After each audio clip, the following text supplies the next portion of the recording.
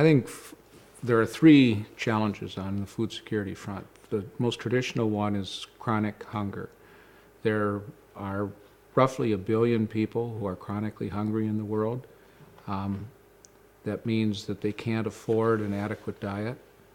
A good portion of those people may also be malnourished, lacking essential micronutrients in their diet.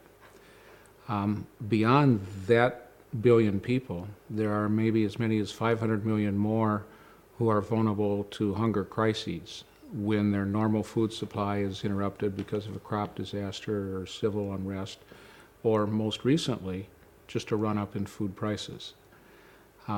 Those hunger issues are an important and certainly still the largest part of the food security equation, but there are two other elements that we need to consider.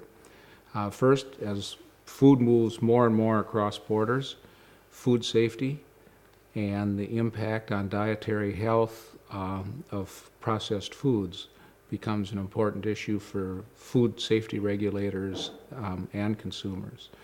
And most important, for the long term, is the sustainability of the agricultural production base.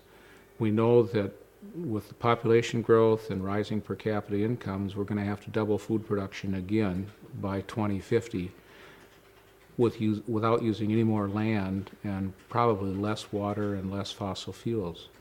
We've reached sort of gridlock on the agricultural negotiations because we have seen the issue as mainly conflicts among producers.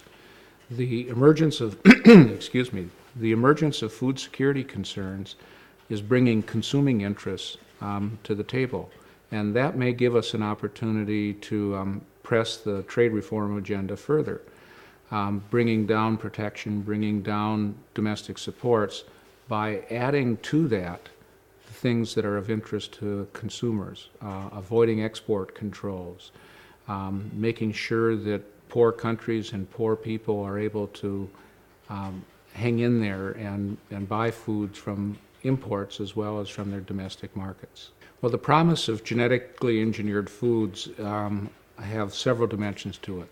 First, and the first generation of genetic engineering has been to make grains and oilseeds resistant to pesticides and herbicides so that you can produce food more efficiently.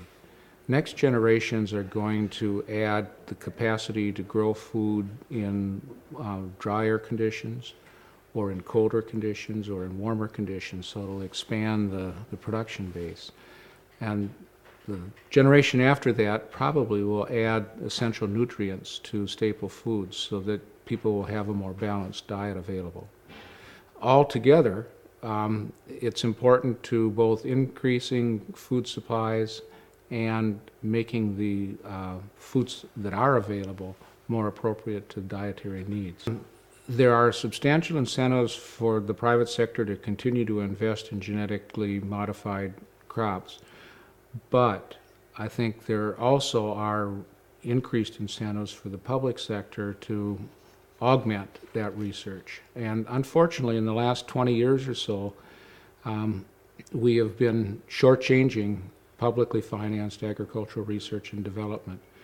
That's now, I think, being recognized both by World Bank and other international institutions and by a number of national governments. So hopefully we'll be able to attack this issue with both increased private and increased public investment.